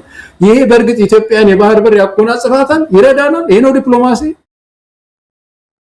ይሄ ነው ትልቁ የሚያሳስበን ነገር መሰለኝ ከለታው እንግዲህ ይቅርታ ከጠየቁ አይቀር ያው ኤርትራ ያለችበትን ካርታ በመያዙ ሌተናል ጀነራል ሹማ አብደታ መከላከያ ሚኒስቴር በስህተት ነው ፎቶግራፉን አንስተናል ዌብሳይታችን ላይ ብሏል። የተስፋዬ በልጅጌንስ መቼ ነው ይቅርታ የሚጠይቁት? ተስፋዬ በልጅጌም እንደዚሁ ተመሳሳይ ካርታ ይዞ ፎቶግራፍ ተነስቶ ማህበራዊ ሚዲያ ላይ ለቋል። ምንም ሌላ ነገር የተባለ ነገር የለም። እሱ እንደውም ከፍተኛ የፖለቲካ ስልጣን ያዘ ሰው ነው። በህዝብ ተወካዮች ምክር ቤት የገዢው ፓርቲ ተወካይ ወይም ደግሞ ተጠሪ ነው። ስለዚህ ይሄ ሰውዬስ መቼ ነው መጥቶ ይቅርታ የሚጠይቀው? ወይስ እንደዚህ ጉራማይሌ የሆነ ነገር ምንም ወጣ ገባ ያለ ነገር አንድ ወጥ የሆነ ነገር የለም። ትንሽ ያዝ ሲደረጉ በስህተት ነው ይላሉ። ደግሞ የሆነ ጊዜ ሲያገኙ ሜዳውን ፈረሱም አይበቃቸውም። እንዲሁ ዝም ብለው እንደዚህ ወዲህ ወዲያ እያሉ አገሪቱንም ቁም ስቅል ያሳዩበት ሁኔታ በጣም በጣም የሚያሳዝን ትልቅ ዋጋ እያስከፈለን ያለ ጉዳይ ነው። ገለታው እስቲ ስለ ፋኖ ትንሽ እናውራ። የፋኖ ጉዳይን በተመለከተ ቀደም ሲል በመነሻዬ ላይ እንዳልኩት የአማራ ፋኖ ብሔራዊ ኃይል የምዕራብ አማራ ቀጠና የቴዎድሮስ እዝ አንድ መግለጫ አውጥቷል። መግለጫው እንዲሁ በቀላሉ የሚታይ አይደለም። ለወራት የተደረገ ግምገማ አለ፣ ውስጣዊ መፈተሽ አለ፣ ማሸጋሸግ አለ። ሰራዊቱን በአንድ እዝ ስር አድርጎ የማዋቀርና እያንዳንዱን የላሉ ነገሮችን የማጥበቅ ስራ ነበር ሲከናወን የነበረው። ያንንም በአጥጋቢ ሁኔታ አጠናቀው አሁን ወደ ትልቁ ፋኖ ወደ አንድ ጥላ ስር የሚከለልበትን ድርጅት ለመመስረት የተጀመረውን ጥረት የሚያግዝ ግምገማና የተለያዩ ስራዎችን ሲያከናውኑ ቆይተው በዚህ ጉዳይ ላይ መግለጫ ሰጥተዋል። አሁን የበለጠ ነገሮች ግልጽ እየሆኑ እየመጡ ነው እና በቴዎድሮስ እዝ በኩል የወጣው መግለጫ አንድ ፍንትው አድርጎ ያሳየን ነገር ምናልባትም በቀናት በሳምንት ውስጥ ይሄ የአማራ የአንድነት መገለጫ የሆነው የፋኖ ኃይል ወደ አንድ ጥላ ስር ተሰባስቦ መግለጫ የሚሰጥበት ጊዜ መቃረቡን ነው ያበሰረው የቴዎድሮስ እዝ መግለጫ። እንዴት አየኸው? በሳል መግለጫ ነው። በጣም የልጆቹንም የሚመሩትንም ሰዎች የፖለቲካ ብስለት፣ የትንታኔ ብስለት ያሳያል እና ተስፋ የሚጣልባቸው ወገኖች እንዳሉ በጣም ያሳያ። መግለጫውም ስለአይታይት ሳደርገው በጣም ጥሩ ነገር ነው መሳይ። እንግዲህ ያነሱት ነገር ይሄ የድርጅት ጉዳይ ብዙ ማጓጓት ባያበዙ ሳምንት ነው በምንድነው ሲባል በጣም የአማራ ህዝብ ጓጉቷል። እንግዲህ መከራ ላይ ያለ ህዝብ መሳይ፣ ኑሮ የጠበሰው ያለ ህዝብ ነው። ዛሬ አብይ አህመድ ወደ ኋላ አልመለስም እዚህ ቢሸፍቱ ላይ ሲናገር አንዱ የዚህ መንግስት ትልቅ ስራ አለ ብዙ መዋዕለ ህፃናትን መክፈት ነው አለ መሳይ። እና ብዙ መዋዕለ ህፃናት ተከፍቶ ትምህርት ላይ እየሰራና ያለ ነው፣ ህፃናትን እያስተማርና ያለ ነው። 35000 መዋዕለ ህፃናት በመላው ሀገሪቱ ተሰርቷል ነው የሚለው። አማራ ክልል ነው የሚሆነው መሳይ። ህፃናት እኮ 5 ዓመት ሆናቸው መዋዕለ ህፃናት የሚባለውን ሳያዩ የሉ። አንደኛ ክፍል 14 ዓመት የሆነው ልጅ እየገባ ነው እያልን ነው። አማራ ክልል፣ ትግራይ ክልል ነው ይሄ የሆነው፣ ኦሮሞ ክልል ነው ይሄ የሆነው። የተጫወተ ነው በሰው ህይወት ያለው ይሄ ሰውዬ። ለዚህ ህፃናት የተማሩ አይደል። ስለዚህ የዚህ የአማራ ፋኖ የድርጅት ምስረታ ነገር መቼም እነዚህ ወገኖች እንዳሉት ቶሎ ሆኖ እንግዲህ ሁላችንም ደስታችንን እንገልጽ ይመስለኛል። ከዛ ባለፈ እንግዲህ ቶሎ ተደራጅተው ሰፊ ህዝባዊ ቢተኝነትንም አክለውበት በዚህ ትግል ላይ በትጥቅ ትግሉ ላይ ህዝባዊ ቢተኝነቱ ከዚህ በፊት አሁን ብዙ ጊዜ አንዳንዴ በተለይ ጎጃም አካባቢ በጣም ውጤታማ ነበር። የህዝቡን ኑሮ ያገናዘበ የህዝቡን አቅም ያገናዘበ የትግል ስልት እያደረጉ በፍጥነት ህዝቡን መገላገል ያስፈልጋል። ማህበራዊ ተቋማት አገልግሎት ላይ ስለቆሙ አንዳንዶቹ ህይወትን ሁሉ የሚያወሳስቡ ስለሆኑ መጪው ጊዜ ለወጣቱ ለአማራ ወጣት ለአማራ ህፃናት ብሩህ እንዲሆን ትግሉ በፍጥነት መሄድ አለበትና እንደው በርቱ ጠንክሩ ከማለት ውጪ ሌላ የምንለው ነገር ያለ አይመስለኝም። ይሄ መግለጫ ግን በጣም የበሰለ መግለጫ ነው። እኔም እንዳንተ ሆነ ያየሁት መሳይ። ለገለታው ከመግለጫው የተወሰነ ነገር ለተመልካቾችም እንደው እንዲረዱትና ምን እንደተባለ እንዲያውቁትም የተወሰነ ነገር ባቀርብ ጥሩ ነው። እንግዲህ የህልውና ትግሉ ባለፉት ከ30 በላይ ወራት ራሱን በማጠናከርና ጠላትን በማዳከም እንዲሁም በዲፕሎማሲው መስክ የዓለም አቀፉ ማህበረሰብ ተደራሽ በማድረግ ትኩረቱን አድርጎ በሰፊው ሲሰራ ቆይቷል። በዚህም ሂደት ትግሉ የሚጠይቀው መስዋዕትነት ስልታዊ በሆነ መልኩ በመቀነስ አያሌ ግቦችን አሳክቷል። የጠላትንም ወረራ በመመከትና ሊያደርስ ያቀደውን የዘር ማጥፋት መጠን ከመቀነስ ባሻገር በወታደራዊ፣ በፖለቲካ፣ በኢኮኖሚ፣ በመረጃና በዲፕሎማሲ ግንባሮች ሁሉ ማዳከም ተችሏል። በውጤቱም ጠላት አንዲት የረፍት ቀን እንዳይኖረውና በአዲስ አበባም ድንጉጥ ሆኖ መጨረሻውን እንዲጠባበቅ ማድረግ ተችሏል። በዓለማችን ሀያላን መንግስታት ዘንድም የተናቀና የተጠላ እንዲሁም በሌላ ኃይል መቀየሩ አስፈላጊ መሆኑን የታመነበት ማድረግ ተችሏል። ይህንንም ሁኔታ ለብዙ ወራት የገመገመውና በተግባርም በጥናትም ያረጋገጠው የቴዎድሮስ እዝ ስትራቴጂክ ሰነዶችን አዘጋጅቶ በ2017 ዓ.ም የክረምት ወራት ከአባልና ከአመራሩ እንዲሁም ከህዝቡና ደጋፊዎች ጋር የሁኔታ ትንተናና ቀጣይ አቅጣጫ ላይ መግባባት በመፍጠር ህዝባዊ ትግሉን ወደ ላቀ ድርጅታዊ ቁመና የሚያሸጋግርና ለህዝቡ ሁነኛ ዋስትና ለሀገራችንም ተአማኒ የቀጣዩ ስርዓት ኃይል መሆናችንን የሚያረጋግጥ መዋቅራዊ ማሻሻያ ተቋማዊና ስልታዊ በሆነ መልኩ ታቅዶ ተከናውኗል ይላል። እንደው አንድ ነጥብም በዚህ አጋጣሚ ከመግለጫው ላይ ብጠቅስ የበለጠ ነገሩን ግልጽ ሊያደርግ ይችላል። እንግዲህ በ5 ኮር በ15 እግረኛ ክፍለ ጦር በአንድ ኮማንዶ ክፍለ ጦርና ሻለቆች የተደራጀ ግዙፍ ኮሮችን ደምሳሽ ክፍለ ጦሮችንና ሰባሪ ሻለቃዎች ተደራጅተው ለቀጣይ ህዝባዊና ድርጅታዊ ግዳጅ ዝግጁ ከመሆናቸውን ባሻገር የጠላትን የቡድን የነፍስ ወከፍና ሜካናይዝድ መሳሪያዎችም መማረክ ተጀምሯል። በሂደቱም የህዝብ አስተዳደርና የኃይላችን ኃላፊነትና ግንኙነት በግልጽ በመለየት የጊዜያዊ መንግስት አስተዳደር ማደራጀት ተችሏል ይላል ገለታው። ይሄ ትልቅ ነገር ነው። እንግዲህ ቀደም ሲል ያልከው ነው። ስራ በተግባር እንደነዚህ አይነት መግለጫዎችም መሬት ላይ በሚታይ ውጤት መገለጽ አለባቸው። ዝም ብሎ መግለጫ ብቻ መሆን የለበትም። ቀደም ሲልም እንዳልከው ቀጠሮ እየሰጡ ቀናት፣ ሳምንት እየተባለ የሚገለጸውም ነገር ወደ ተግባር ተለውጦ መታየት አለበት። ነገር ግን በተግባር መሬት ላይ ይህ አይነት ውጤት እየታየ እንዳለ በቪዲዮም በተለያየ መልኩም የተመሰከረ በመሆኑ የሚገልጹት ንግግር እንዲሁ ባዶ ተስፋ የተሞላ አይደለም። በተግባር እንደሚነዘርም እውነት ለመናገር በግሌ ተስፋ አደርጋለሁ። እስቲ የመጨረሻ አስተያየት በፋኖ አካባቢ ባለው ጉዳይ ላይ እንስጥና አንድ ጉዳይ እናነሳለን። በመጨረሻ ምናልባት ካልከው በተጨማሪ እዚህ መግለጫቸው ላይ የምርኮኛም ያነሳሉ። በከፍተኛ ሁኔታ ቀድሞ የነበሩ ረጅም ጊዜ ከኛ ጋር የነበሩና አዳዲስ የሚጨመሩ ምርኮኞች ብዙ ናቸውና ቀይ መስቀል ማህበርና ዓለም አቀፍ ተቋማትም ዓለም አቀፍ ሕግ መሰረት ኃላፊነታችሁን እንድትወጡ እንጠይቃለን የሚል ሐሳብም ተካቶበታል። በቅርብ ጊዜ ከፍተኛ ምርኮ ነው የምናየውና ያንን ሁሉ ማስተናገዱም ለፋኖ ከባድ ይመስለኛል ሳስበው እና ይሄን ነገር እየተመካከሩ የአስተዳደራዊ ውሳኔ መወሰን የሚገባቸው ይመስለኛል። ግን የዓለም አቀፍ ኮሚኒቲውን በተለይ ቀይ መስቀልን ኮንታክት ማድረግ ከዚህ ከመግለጫውን ባሻገር የሚገባቸው ይመስለኛል ማለት ነው። መሳይ ገለታው እንግዲህ ያው የፋኖ ትግልን በተመለከተ ወሳኝ ምዕራፍ ላይ ይገኛል። የፋኖ ኃይል በኢትዮጵያ የፖለቲካ ኃይል ውስጥ እየገዘፈ ቁመቱ ዘለግ እያለ እንደመጣ ምንም ጥርጥር የለውም።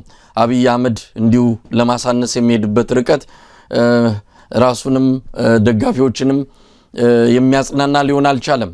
ከመጣባቸው አደጋ የሚያስጥላቸው ሊሆን አልቻለም። ምክንያቱም በፕሮፓጋንዳና በተግባር መሬት ላይ በሚታዩ እንቅስቃሴዎች መሃል ሰፊ ልዩነት ስላለ ነው።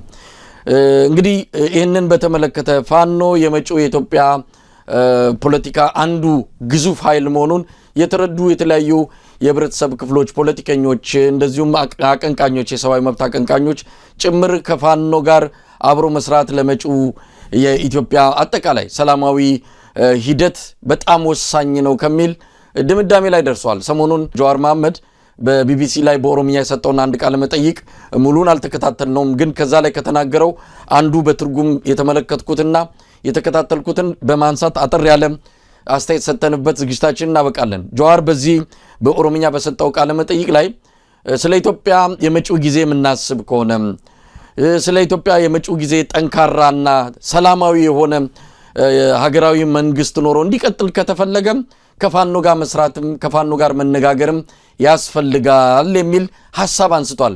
ምናልባት ሐሳቡ እንዲሁ ቃል በቃል በዚህ ደረጃ የሚገለጽ ባይሆንም ስለመጪው ኢትዮጵያ የሚታሰብ ከሆነ ከፋኖ ጋር መነጋገር መስራትም ይገባል የሚል መልእክት ያለው ንግግርን ያደረገው ጀዋር ገለታው እንዴት አየኸው? ትክክለኛና ወቅታዊ አቋም ነው በጀዋር በኩል የተንጸባረቀው። ይሄ ከሁሉም ወገኖች መታየት አለበት። በኦሮሞ ፖለቲካ፣ በትግራይ፣ በሌሎችም ያሉትን ቀርቦ ማየትና አብሮ መስራት ያስፈልጋል። በተናጠል የሚደረግ ኢትዮጵያ የሁሉም ናት። አንዱ ተነስቶ በተረኝነት እኔ ነኝ ቀጣዩ ብሎ የሚመራትና የሚገዛት መሆን የለበትም። አብይ አህመድ እንደዛ ነው ያደረገው። የኦሮሞን ህዝብ እየበደለ ነገር ግን በዙሪያው ያሉትን ሰዎች ሰብስቦ ተረኝነትን ያሰፈነ ግለሰብ ነው። ይህንን ነገር የመጪው ኢትዮጵያ ቀጣይ ኢትዮጵያ ሊቋቋም ወይም ደግሞ ሊታገስ የሚገባው አይደለም። ጀዋር ያነሳው ሐሳብ በጣም የሚደገፍ ነው። በዚህ አንጻር ሌሎችም የፖለቲካ ኃይሎች ተመሳሳይ አቋም ይዘው ወደፊት መምጣት እንዳለባቸው ይታመናል። ይሄ በጣም ገዢ ነገር ነው መሳይ። የኢትዮጵያውያን አበሳ ሊያቆም የሚችለው ኢትዮጵያውያን የተባበሩ እንደሆነ ብቻ ነው። የቅርብ ጊዜ ታሪካችን አብይ አህመድ ወደ ስልጣን የመጣበት ሂደት ያው የትንታኔ ችግር በተለይ ሽግግሩ ምን መምሰል አለበት እና ደግሞ ድህረ ኢህአዴግ ምንድን ነው የሚለው ላይ ውይይት አልነበረም እንጂ እኮ ስርዓቱን ለመጣል የነበረው ትብብር ያ በተለይ ፋኖና የቄሮ ትብብር እኮ ነው ስርዓቱን የደረመሰው። የቅርብ ጊዜ ያ ትብብር ወደ ኢህአዴግን በድንጋጤ ነው እንትን ያደረገው የዘረረው በድንጋጤ ተርበተበተ። ከዛ በኋላ እኮ ነው እንግዲህ መለወጥ አለብን ህወሓት ውስጥ መከፋፈል ተመጣ ተረበሸ በጣም እና የማዕከላዊ ስልጣን ሴኩሪቲው በመሃል የፈረሰውም ህወሓቶች ወደ ሲሉ ያው የኛው ብድጋለ ጮሌ ነው ነጥቆ እንደገና ያንኑ ለሌላ ዙር ችግር ዳረገን። ግን ያንን ስርዓት ለመነቅነቅን ያ ኃይል የሆነው የሁለቱ በተለይ ትብብር ነው ፋኖና የቄሮ ትብብር። ስለዚህ ያንን የተባበረ ክንድ ከወደቀበት ማንሳት እንደገና ግድ እኮ ነው። እንደነዚህ አይነት ፖለቲከኞች ናቸው የሚያስፈልጉት። አሁን ትብብር ከዛም ከዚህ ማድረግ መቻል አለብን። እኔ እንደውም ከትብብር ያለፈ አስተሳሰብ ሁሉ ያስፈልገናል። ባለፈው ያነሳ ነው አይ አም ማይ ብራዘርስ ኪፐር የሚባለው እኔ ወንድሜ ጠባቂ ነኝ። የአድዋ ድላችን መሰረቱ መንፈሱ እኮ እዛ ጋር እኮ የትግራይ ህዝብ ወንድሜ የተጠቃ ነው አይደለም የሄደው ህዝቡ ብቻህን ራስ መንገሻ አትችለውም ብቻህን ዘመን ለከላኩት መልእክት እንዳትሞክሩ አትችለውም ብቻህን ትጠቃለህ። ስለዚህ እኛ ደርሰናል ነበር እየላኩ ሲሉ የነበሩት አይ ወንድሜ ጠባቂ ነኝ ነው። ስለዚህ አሁንም ኦሮሞው የአማራው፣ አማራው የኦሮሞው፣ ትግሬው የወላይታው የትግሬው እንደዚህ አይነት ይሄ የወንድማማችነት በየቦታው የሚፈሰው ኦሮሞ ደሜ ነው የሚለው ማለት ነው። ያ ስፒሪት ከወደቀበት መነሳት ከቻለ የትብብር ጥያቄ ከተነሳ በእውነት ኢትዮጵያውያን ይነጋልናል በእውነት መሳይና ወንድሜ ጃዋር ያነሳው ነገር በጣም ሊደገፍ የሚገባው ያነሳው ነገር በየቦታው ይሄ ድምጽ መሰማት መቻል አለበት፣ ማስተጋባት አለበት። ፋኖም ሮጬ በፍጥነት ይሄንን ድርጅት ከመሰረትኩ በኋላ ጥሪ ማድረግ አለኝ ነው ብኝ ነው ማለት ያለበት። ፋኖ ብቻውን ለውጥ ሊያመጣ አይችልም በዚህ ምድር ላይ። ኦላ ብቻውን በዚህ ምድር ላይ ለውጥ ሊያመጣ አይችልም። ይሄ ሲንግል አይደንቲቲ ያው ያየነው ነገር እኮ ነው መሳይ። ሲንግል አይደንቲቲ ይዞ አንድ ነጠላ ማንነት ይዞ ህብረ ብሔራዊት ኢትዮጵያን ሊያሻግር የሚችል የለም። የህወሓት ያከሰረን በዚህ ኢትዮጵያን የማይመስል የፖለቲካ ይዞ መጥቶ ከዛ በቃ እመራለሁ አለና ያ ሁሉ አይደንቲቲ ፍርክስክስ ወጣ። ለጥርጣሬ ምድሩ ሁሉ በጥርጣሬ ሞላውና የተባበረች ኢትዮጵያን የያዘ ያ ቅርጽ ያለው ድርጅት መፈጠር አለበት። ለዛ የጃዋር ድምጽ አንድ ነው። ተጽዕኖ ፈጣሪ ነው ወንድማችን። ከፋኖ ከወላይታ ከትግራይ አካባቢ ያሉ ወንድሞች ብድግ ብለው ይሄንን ድምጽ ቢያሰሙ ድርምስ እኮ ነው የሚለው አብይ አህመድ መሳይ። ዝም ብሎ ተንጠልጥሎ ያለ ሰው እኮ በለታው። እንግዲህ የጀዋርን ሙሉን ቃለ መጠይቅ ሰምተን ደግሞ ሌላ ተጨማሪ ሐሳብ ካለ ሌላ ጊዜ እንወያይበታለን። ይሄ ግን ትልቅ መልእክት ነው። የወቅቱን ኢትዮጵያ የሚዋጅና የመጪውን የኢትዮጵያ ተስፋ የሚያለመልም አቋም ነው። ጀዋር በዚህ አቋሙ ጠንክሮ መሄድ ያለበት ኢትዮጵያውያን ከዳር እስከ ዳር አንድ ላይ ሆነው እኩል ተሳትፎ አድርገው እኩል መስዋዕትነት ከፍለው የሚያቆማት ኢትዮጵያ ናት ዘላቂ የምትሆነው። በአንድ መስዋዕትነት በአንድ አካል የበላይነት በዚህም በዛም በሚመጣ የአንድ ቀደም ሲል ያልከው የነጠላ ማንነት አካሄድ የምትቆም ኢትዮጵያ አትኖርም። በዚህ አንጻር ብዙ ስራ መሰራት አለበት። እንግዲህ ጀዋር ዳግም መድረኩን የምንሰጠው መሆኑንና በዚህ መድረክ ላይ ተገኝቶ ይህንን ሐሳቡን ለተቀረው ኢትዮጵያ ህዝብም በስፋት እንዲያስተላልፍ በዚህ አጋጣሚ መልእክታችንን እናቀርብለታለን ማለት ነው። ገለታው ዝግጅታችንን ጨርሰናል። በጣም ነው ማመሰግነው። እኔም በጣም አመሰግናለሁ መሳይ። ታንኪዩ። ደህና ደር። መልካም ጊዜ። ተመልካቾቻችን በዚህ የዛሬውን አበቃን። አብራችሁን ስለነበራችሁ ከልብ እናመሰግናለን። ኢትዮጵያ በክብር ለዘላለም ትኑር። ጤና ይስጥልን።